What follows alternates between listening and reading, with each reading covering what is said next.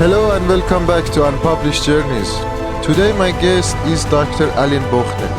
She is a postdoctoral researcher at Bern University. Let's listen to Aline together. Hello Aline, thank you very much for giving us your time. How are you doing? Hello Yasser, thank you for inviting me. I'm good, yes, I'm excited for this talk together. Okay, that's great. Thanks for your time. And I see you prepared many things and many details, so that's great. I wish other people also will be prepared like you. So I think the best person who can introduce you is yourself. So can you tell us more about yourself? What are you doing at the moment? Good. So my name is Aline Bornet. I'm 34 years old. I live in Bern. This is where I met you, Yasser, at the University of Bern, where I did my PhD, and now currently I do, kind of a postdoc, and still at the University of Bern. Very nice. Tell me more about your research that you did. Yes, so I'm working in electrochemistry in the water splitting. Okay. It's like like for the general public. Many people heard about the hydrogen. It's water splitting is the production of hydrogen, and there is the production of hydrogen on one side and the production of oxygen. And I'm looking at the side of the oxygen production because that's the bottleneck of so that this technology can spread in the market. Yeah. So it's like a clean energy, right? Yes.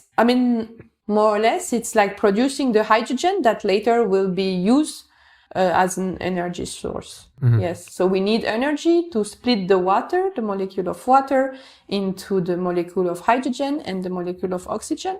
And this is two different reaction, and but combined is just water splitting. Okay, I see. Thanks a lot. So if you want to tell us, how did you choose chemistry and then electrochemistry, of course, later on, and where did you select this path and came until now today that we are talking? Where do you go back and where do you want to start? Yes.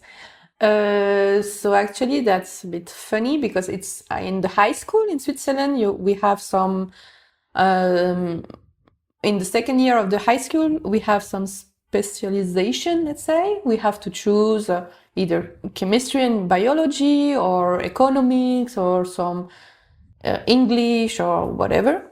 And there I choose Italian. And I was the only one who registered for this specialization. And it didn't open because I was the only one, so they didn't want to give the class for one person. If we were two, I would have had the class, but... So would it be just like Italian language for your... Yes, for being an interpret or so, like languages, okay. Yes.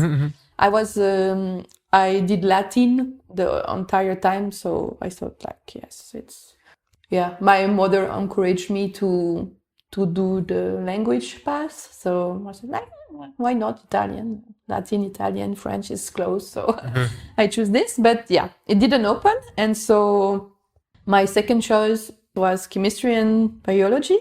And actually, I was very bad in chemistry. Okay. Really, I was fighting to have the how will we say, like the minimum grade to pass. Grades, yes. And this is how I started chemistry. Back in the time, my professor was very surprised that I chose this, or every student, everyone. But this is how I entered in chemistry. Okay, so... Destiny. So you selected chemistry for your bachelor? This was the high school, and then in high school. Okay. Yes, and then because I did this specialization in the high school in chemistry, I continued with the bachelor in chemistry. What was interesting in chemistry for you? It has always been that chemistry is everything. It's the nature, and this is if you like the nature, you should like how, like the molecule, how it creates the nature, everything. This was very interesting, like to understand. And during the bachelor, I liked it a lot that you had some biology or some physics, and then later over the year you say, oh, okay, everything is interacts. You didn't understand something like in physics, and later, because thanks to your chemistry class, I don't know, and you finally understood this, and everything is come together like Lego, it's very well, and this is very exciting in chemistry, I would say. That's definitely. So where did you do your bachelor? So I studied in the bachelor in Zurich, ETH. Because back in the time in the high school, professor said as we learn, this was our specialization, we should be able to go to Zurich, one of the best school here in Switzerland, ETH. And so I said, like, yeah, why not? I give a try. Yeah, so sure. I went there.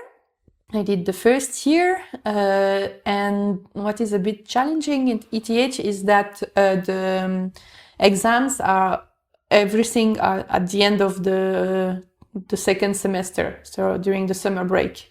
Okay. You have like, I don't know, 4 weeks before your vacation, but you learn for your exams, and then you have your exams, and then again few weeks vacation. But I didn't pass. And then I thought like, okay, it's fine. I give a second try.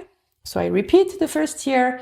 And then just before the exam, my boyfriend back in the time just broke with me. And I was like, oh, I'm lonely there. I didn't really make friends. I was very lonely. He was very possessive. So even though he was far away from me, but I felt like in a prison with him. So I didn't meet a lot of people, so I was very lonely. And then I decided, oh no, then I don't want to take the risk to try another time and to fail, because if I failed, it means I have to stop chemistry. I cannot study chemistry anymore. Oh yes, that's a rule of Switzerland. Yes, thanks for reminding. Yes. Yeah. 2 times failure means no more chemistry for I don't know how many years, but I didn't want to wait that many years, and there was nothing else I wanted to do. So I just before the exam I quit the ATH. It was a bit hard because I was kind of a special case. They didn't know how they should treat me, if it's failure, what is just abandoning abundance of your study. Yes, and so it was not clear, but thanks I had the support of my mom. She helped me to go through this, and I went to many doctors to make some prescription that I cannot do the exam, blah blah blah. Yes. And at the end it worked out. It was like abandon of the studies and not a failure. So then I could start again the bachelor from the beginning in Fribourg in chemistry. I see. So yes. kind of you quit ETH and then you came back to Fribourg. Yes. So I fight for doing chemistry. Again, chemistry. So yes. Okay. That's something. Let me ask, because you moved from Fribourg. Because I know you are from Fribourg, right? Yeah. So you moved from Fribourg to Zurich. Yes. And you are still in the same country. Yes. And then you say it was difficult for you to make friends. So I presume the culture between the cities in Switzerland is very different, actually. Yes, and the language. The language as well. Mm-hmm. It was Swiss German. I knew German quite good. This was not the problem, the German, but yes, with the relation. And as I said, I didn't make a lot of friends. It's not only because of my ex-boyfriend, but there was always a group of people speaking French, but I was like, no, I want to learn German. I don't meet the people speaking French, like a community and so. And this, I think this is very important, community, having friends. And so I had friends, but not very close or a group. When I see the people who finish, they were always a group studying together and so and I didn't have this, and then I was alone in my shared room, and first time outside the home. Not Yes, yes. That's not true. I went 1 year in Germany, but like really, this was really for study seriously, and it was hard to start this process of being how to say, consistent with the exercises. Exactly. Because in ETH we had to made exercises every week. So we had to give them back for correction, and because if you don't give out of 13 weeks, like I think 11, then you cannot go to the exam. It was a requirement to. It's requirement, yeah, Yes. yeah, yeah. Okay, then you moved to Freiburg to do your Bachelor of Chemistry. Yes. And then there it was very nice. I had my community, like it's a small university, Fribourg, really small, and we started with 15 people doing chemistry, and we were close, we were partying a lot, having a lot of fun, doing stuff outside of the university, and it was a great time, and I think it was really what was missing during the ETH. And still I was a good student, I was doing good grades, and then it's really a combination of everything that makes it working. And now let me ask you something actually, because for somebody who is not in Switzerland, ETH Zurich is, I guess, top 10 universities. So it's one in the world ranking, is a very elite school. Yes. And Freiburg is not on that ranking at least. How much was different the quality of the education based on your experience? Or I don't know, maybe the equipment, the finance? How do you say? I say here in Switzerland, we say in ETH, the students are just numbers. We cannot go talk to the professor and so on. And this is not true. I mean, after I had the exams, I could meet the professors and ask to see my exam, and they went through it with me. So they really took the time. And I went to, I don't know, three professors, and they really took the time. So I would say this is a wrong idea about ETH. But that's true that in the lecture room, we are so many, then here you will not ask a question. Maybe you go afterwards to ask a question.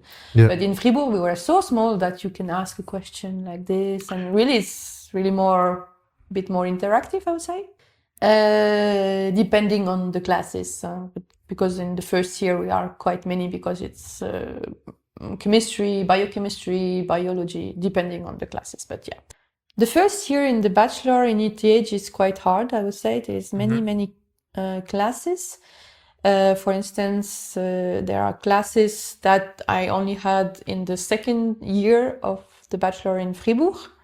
Okay. Yes, some thermodynamics or stuff like this is already from the beginning. And I think it's topics that are very hard. Else, resources. No, I think they have more money, but as you said, in the bachelor, we don't feel it. You don't really feel it. How was the quality of the lectures?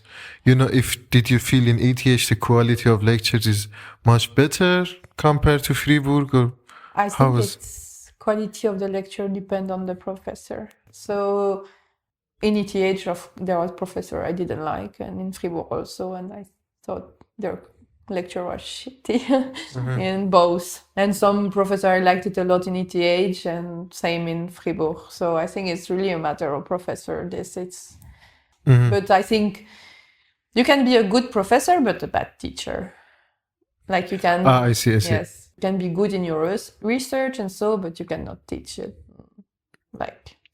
basic stuff. Yes. Yeah. And I think this is the case everywhere, also in Bern. And so. Sure. So do you say it was not that big of a difference that, ETH is, top 10 universities in the world and Freiburg is not. So it was not a huge difference for you. I would say in the bachelor, it's hard to compare. But for Swiss people, you can enter the bachelor. The ETH is, if you finish the high school, you can enter ETH without any exam. But True, true. foreigners, they have to pass an exam, and so I met a lot of German people who had to pass an exam to be able to go to ETH and so on. So this is already like a bit the elite in the bachelor for foreigners, but for Swiss people is It's kind of okay. random. Yes, random people can enter. Even if you, like I said, I choose a specialization chemistry, but if I choose, I don't know, art, I could enter ETH also. But I then understand. it's more difficult for later, but yes. For internationals, yes, Yes. true, true. Okay, I understand. Yes. So you did your bachelor in Freiburg. Was it that time that you became interested in electrochemistry? No. No, not at all. I had, I think, one lecture about this. I didn't understand anything. And I think this was one of the teacher, the professor I tell you that cannot teach.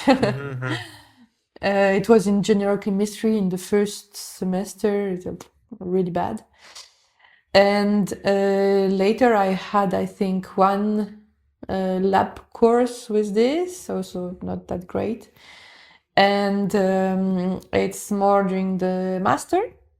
Actually, I can kind of always try to choose the hard way. That some people choose the easy way, like what they know, what they like, and so. No, I try always to take the hard path in my life. I went to Zurich. Well, it didn't work, but yes. And then after the bachelor in Fribourg, I wanted to change to see something new. So I went to Bern, and there I started. This is where I discovered electrochemistry, but also during the class, which was with Peter Brückmann, very good teacher. He really invested a lot of time in his lecture, but unfortunately for him, it was the last lecture of the day, very tired, and I didn't understand that much. But still, because in Bern, at the end of the first semester of the master, you choose the topic you will do your master work, master thesis. True. Yes, and the topic he proposed, Peter Brückmann, was very nice. I liked it a lot, so this is how I started electrochemistry, actually. And that was during your master in Bern? Yes. Okay, let's have a short break, Aline.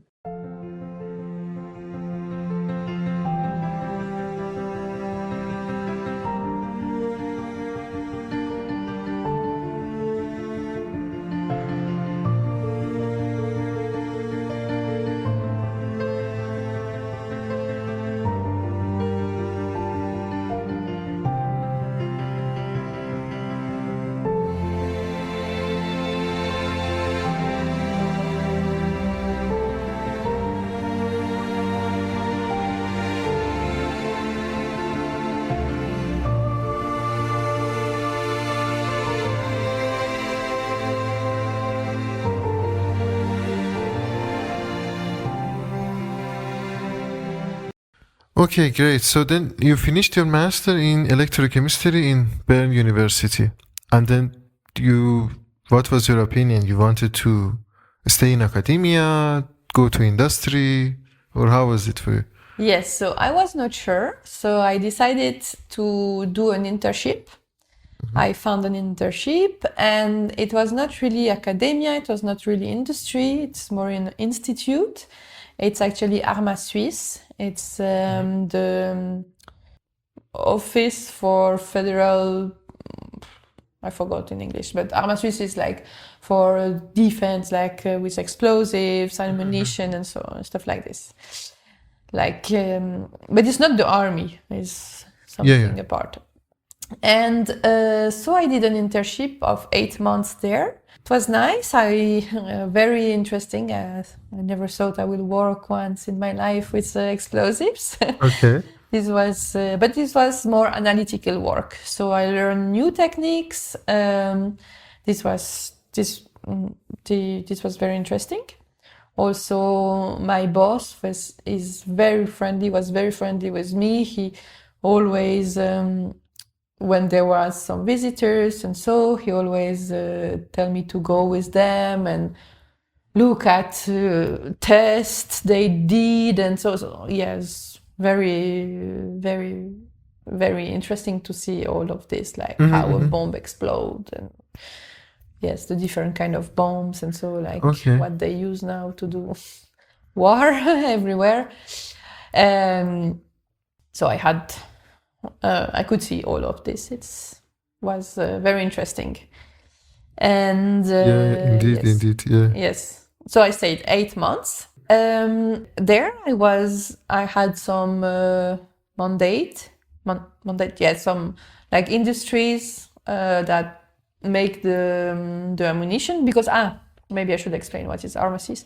Arma Suisse is to check if the ammunition that one of their job is to check that if the ammunition that we have in Switzerland are if they are still good, so if they can still live for 5 more years, or if we have to destroy them and replace them and so on. And thanks to this, Switzerland is saving a lot of money in ammunitions. Yeah. But Arma Suisse don't do its own ammunition. It's other companies. And these other companies, sometimes they send some explosive and they want to see some stuff. Yeah. And I was doing this kind of measurements. But at the same time, I was developing a method to determine if a material is autocatalytic or not. And so this was 2 parallel work. So a bit of research, so method development, and some more tests for the others, let's say. Yes. Yes. So it was interesting. It is not what I wanted to do, to work with explosives. I was more, I think we say, keen to something related to the environment. Like my master was about CO2 reduction reaction, so transform CO2 into valuable products. So I like this aspect of doing something great for the planet. So I wanted to I understand. Yes, I wanted to continue in that field more than you wanted a peaceful research, kind of. Yes. Yes. So in Arma Suisse, my boss was very kind. I had another colleague, very kind. So it was, let's say, that was my boss, and the other one was my main supervisor. We still meet once, twice a year, so I still kept good contact with this person. Yes. And but after 8 months, no, I wanted to leave. I mean, it was a bit difficult with the rest of the people. Maybe Swiss German could not fit very well. So the team, Yes, the team. So I decided to leave, even though my boss was very happy with me. He offered me a PhD position there, which would have been better paid than at the University of Bern. But I declined, and I left at the end of the contract, which was 8 months. And it was actually COVID. COVID started at that time. So. So anyway. And then directly I started my PhD. So I finished in March the internship, and in April I started the PhD. Right after that. Yes. So my question, why did you came back to academia? Yes, so I did the internship because I was not sure that I wanted to do a PhD. And during the internship, I thought like, no, I want to do the PhD. And maybe even before I knew, but I thought like, I do the internship, it's good for my CV. Hopefully it will helps me later, which is not the case, but that's another story. Yes. And so during the internship, I felt like, I want to do a PhD. I want to come back to the university because, the atmosphere at the university was very different. I was missing this also, the people and how university is. Of course. I had the chance to be for my master thesis in a very good group, the group of Peter Brockman. We were friends. Everyone was friends with each other. Good, really good atmosphere. I liked it a lot. The topic, as I said, like related to environment, and I wanted to go back to to this. So actually, I asked Peter if he can hire me for a PhD. He didn't had the resources, financial resources, to hire me for 4 years. So he recommended me to Matthias Arends, and Matthias Arends offered me a position. I must say I was lazy to look for something else. It came on a golden plateau. I don't know how to say. So yes, it was available on the table, yes, right? yeah, exactly. So yes, I take it. So this is how I started the PhD with Matthias. Oh, nice. Yes. Which year did you start your PhD? I started in 2020. Yes. 2020. Okay. Yes, and I must say I liked the topic also. So if it was really something I would not like, I would not have accepted it. Yeah, of course. And still it was in electrochemistry, right? Yes. Yeah. Okay. Yeah. So 2020, you April, started, your PhD, and when did you finish? I finished in 2024, June. 4 years and 3 months it took me. During this time, especially, your PhD, your master or your bachelor time, what was the typical challenges that you faced? I think I never had that big trouble to want to stop really completely. But I would say, like everyone, you have your up and down, and you are not sure anymore. So, but I started, so I finished it. Basically, it's yes. Like one of the biggest challenge I faced during the bachelor at ETH, it was very hard. And then when I had to kind of fight to continue chemistry. But I'm quite proud of myself that I managed, I fight for it, and I won basically, so I could continue. And this was good because at the end I have a PhD in chemistry, so it was not for nothing. During the master, during the bachelor in Fribourg, I think everything went quite smoothly. It was in French, which it doesn't mean that it's easier, but sometimes to communicate with people, and so it's easier in your own language. We were a good team, so this helps a lot. During the master in Bern, at the beginning, it was a bit hard because I knew no one. I mean, Fribourg and Bern are just next to each other, but as you say, it's kind of another country. Well, in the master students were not that welcoming. Also, I just made one friend that was a foreigner one from China, very kind. And but later during the master thesis, like the work itself of this is 1 year. There I met a lot of people, so again it was very great. I met Pavel during that time, my partner, and this was very nice. I must say during my master it was hard time because like during the master thesis I lost my dad. He passed away, so this was a hard time, but didn't make me want to quit or so. It just make a bit a break. Yes, a break like I had. Of course. I took care of him, and so, and people were very understanding. I mean, Peter let me to not come for, I think, a month or so. I just stay with my dad.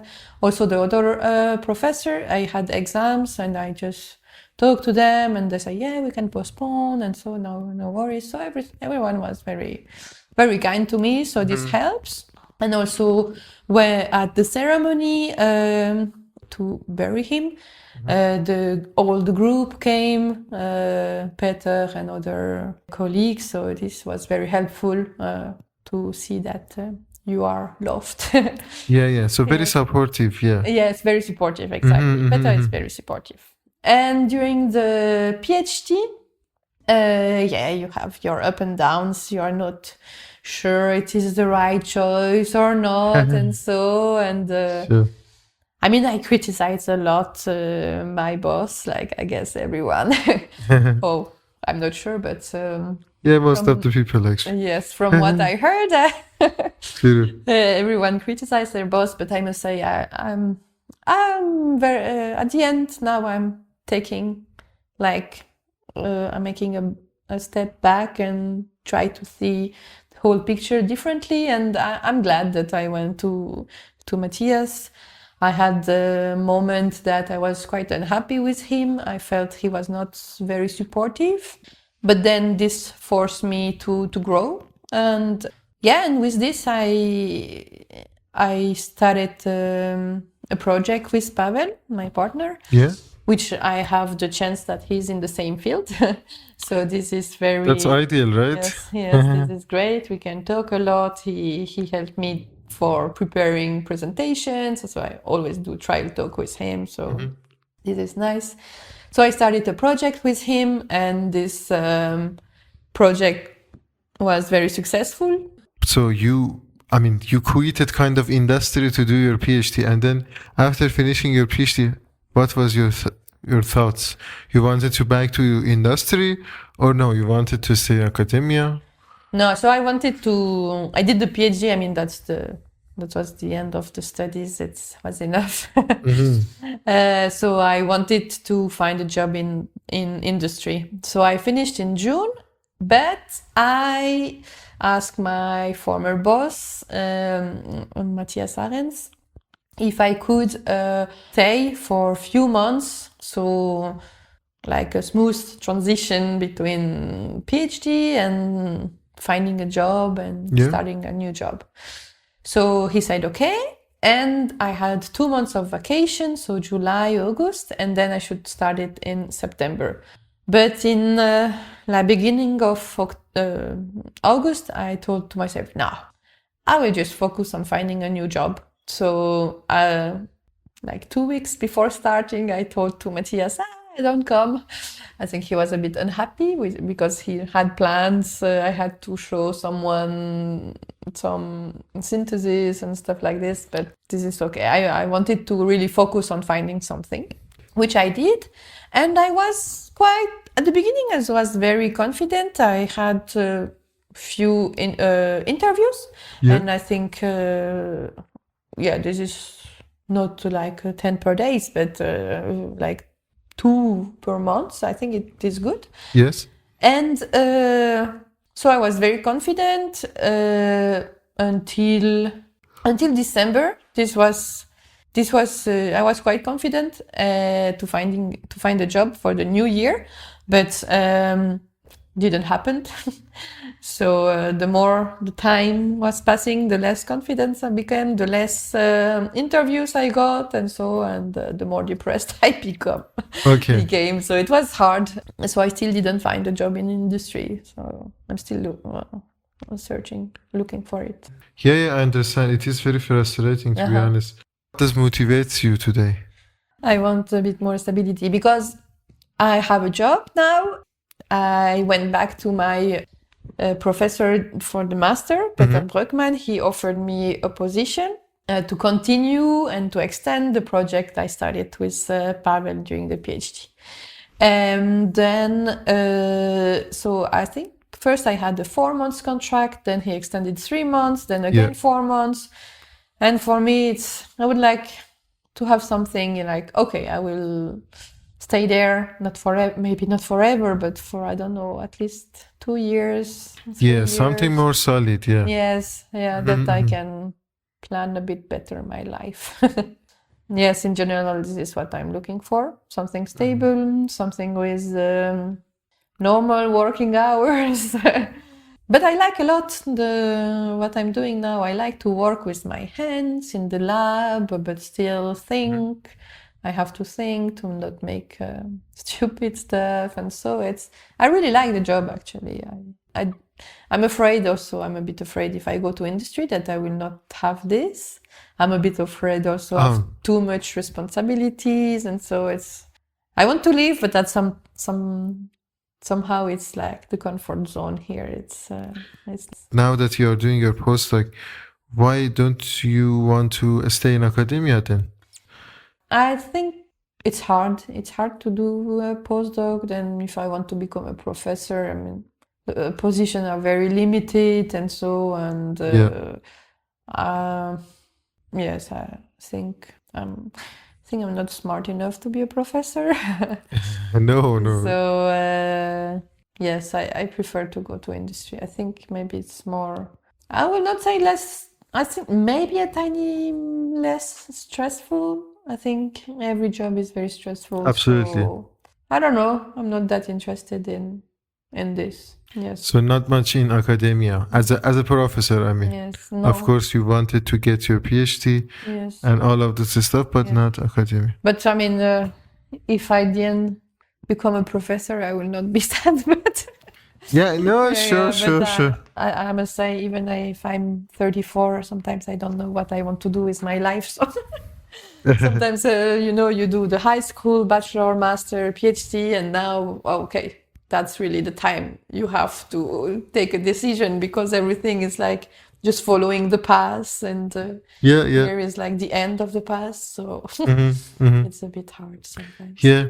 One thing actually that, comes to my mind as well is that imagine, for example, you could do something, I don't know, like economy and even with a bachelor, you could find a job when you were 22 or have an office job, have a stable job, maybe stay in your city. But you said no, for example, I want to study something else. I want to follow a bit my dreams. Do you think did it worse really to follow your dreams and I'm not sure if I will be more happy in this kind of job, because as I said, I like chemistry. You do a bit office work, but you do lab work. I like to do something different, something with the hands, and so it's something I like really. Yes, I wouldn't say chemistry was my dream. It was a bit destiny, or I don't know, but yes, I never thought like if you tell me 20 years before I will study chemistry, so basically didn't know what was chemistry. So some people, they wake up when they are young and say, oh, I will be a chemist. I was like, no, it's not my case. So it just came to me and I just followed this path. And it worked at the end. So it was like a gut feeling, right? Yeah. It was not something that you planned. You had a dream in your childhood about becoming a chemist or something. Yeah. Yes. I wanted to be a lot, but never a chemist. So far, I mean, you're kind of in the beginning of your journey, kind of. Still, you have a long way. What is the achievements that you are proud of it the most? The most that I have my PhD.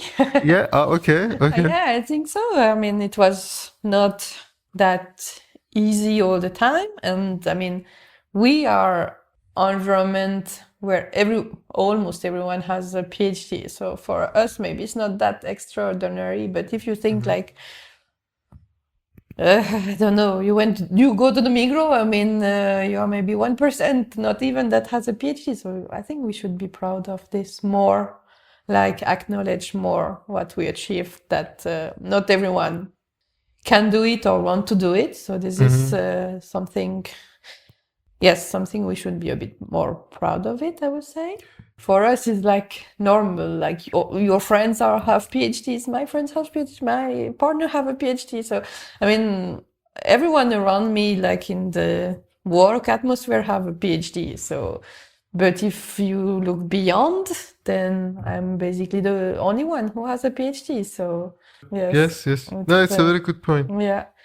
But yes, I'm very proud of my defense, actually. I think some people, we talked already about this, but some people don't enjoy the defense. They're very afraid, very nervous, which is normal, but too much. And no, I was very prepared. I prepared myself very well. I'm good that I'm often doing the things at the last minute. And for this, I said, no, I want something that I'm proud of, and I want to take the time to prepare it like I want, and I did this. So I'm happy that for once I listened to myself and did what I wanted to do, and achieved something I'm proud of, like the defense.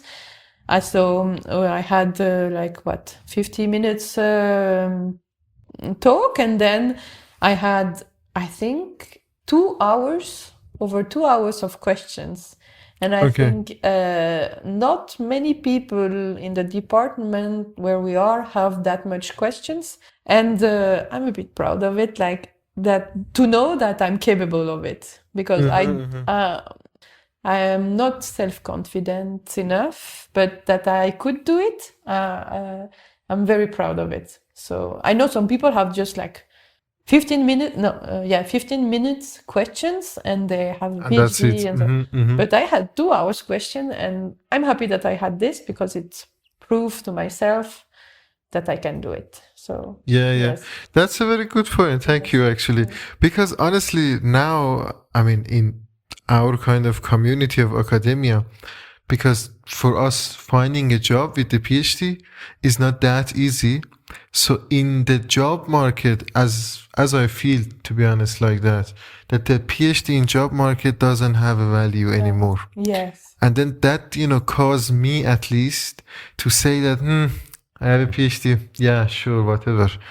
But now that you mention it like that, I see, yeah, actually it's true. It's correct. Sure, maybe its job market is not like before, but still it's an achievement, and it's something that a lot of people maybe come, they cannot continue even, they quit. But for example, we finished that, and of course in a successful way. Yeah, that's a very good point, actually. Yes. Thanks for mentioning that. Yes, because me too, I don't recognize the title maybe as I should, or I don't know, but yeah, I should be more proud of it. Like, I have a PhD, it's not nothing, Yeah, exactly. Because Yes. in job market, you feel it's nothing, Yes, yeah, because in job market it's difficult because they don't recognize the PhD as a working experience. And then you lack from the working experiment, but you have a title, so they don't care about the title. They want the work experiment. But yes, it's very hard actually. This is and even more nowadays. The job market is very, very low. I have many friends that are struggling to find jobs. So that's why I just want a job. First experience, and if I don't like, I just leave. But Yeah, of course. the best will have to have a job that I like, of course. Yeah, obviously, yeah. But now I just take whatever. No, So I'm if sure. someone is listening with. I'm sure it some will position, come. yeah. It will come. Yes. Yes. Okay, that's great. Thanks, Aline. Yes, but also I'm happy that during the PhD I was the co-president of the PhD coalition. Like our student association. Yes. Exactly. And also I'm kind of proud of myself because even though I was the co-president during the last year of my PhD, I stayed there. I think I missed one time a meeting, and still I was organizing stuff. And I had the defense, and the week after I had an event. We organized an event, and I did all this together. So I'm quite proud of myself that I could do a defense that I'm proud of and happy, and still be able to do other stuff. I mean, Yeah. So not just be in a one dimension, locked in one dimension. Yes. Yeah. That's true. That's a very good point, actually. Yes. Now, if you agree, let me ask you the hard questions. Yes.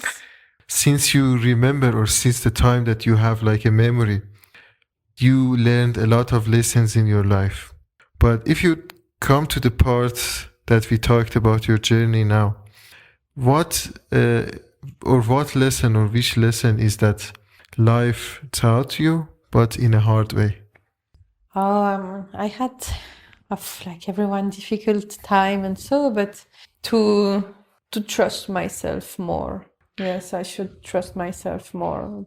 Not be afraid of saying stuff or be me. Yes, sometimes I'm not sure who I am. Okay. Yes, be more confident. Yes. So trusting yourself, you mean like a self-confident? Yes. And not to think too much about the past, about the future. Live the moment is something I have hard time to do it.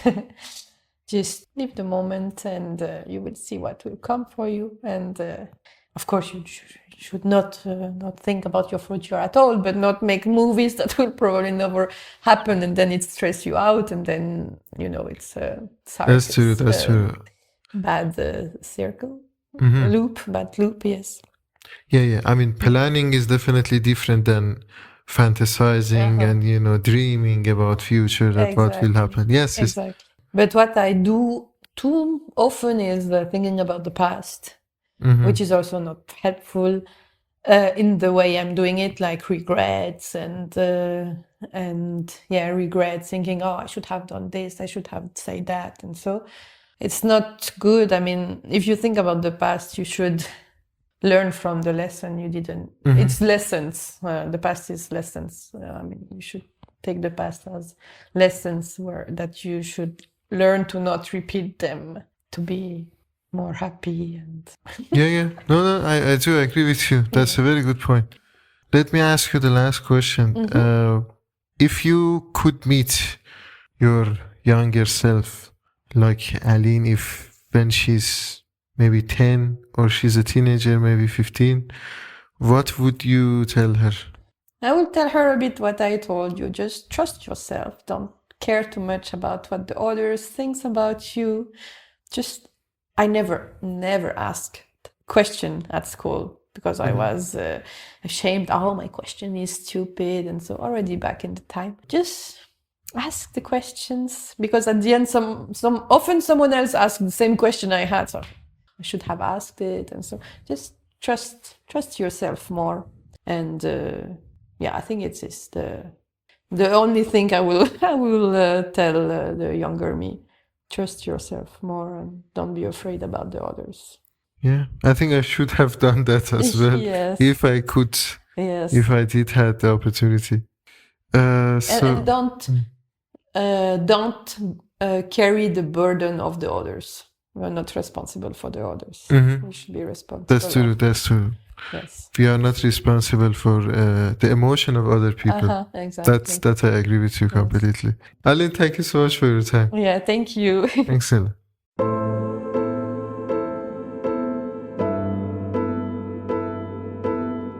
Thank you for listening to Unpublished Journeys. Please, as always, tell us your comments, your opinion, how do you feel about the podcast, and how can we improve. Until the next time, take care.